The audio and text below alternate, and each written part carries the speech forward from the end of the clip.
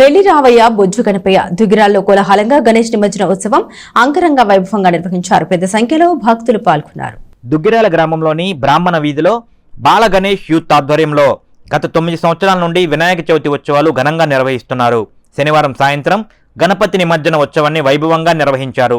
15 రోజుల పాటు నిర్విఘ్నంగా పూజలు అందుకున్న గణపతికి మండప నిర్వాహకులు ఉత్సాహంగా ఊరేగింపు చేపట్టి నిమజ్జనానికి తరలించారు. భక్తి శ్రద్ధలతో గణేష్ నిమజ్జనాన్ని నిర్వహించారు. దుగ్గిరాల గ్రామ పురవీధుల్లో ఉత్సాహంగా గణేష్ శోభాయాత్ర జరిగింది. తొలుత మండప నిర్వాహకులు స్వామివారికి ప్రత్యేక పూజా కార్యక్రమాలు నిర్వహించారు. స్వామివారి లడ్డూను చిన్ని సతీష్ 16,800 రూపాయలకు వేలంపాటలో దక్కించుకున్నారు. ఈ సందర్భంగా బాల గణేష్ యూత్ సభ్యులు మాట్లాడుతూ కుల మతాలకు అతీతంగా ఎంతో ఐకమత్యంగా అత్యంత భక్తి శ్రద్ధలతో చవితి ఉత్సవాలను ఘనంగా నిర్వహించామని చెప్పారు.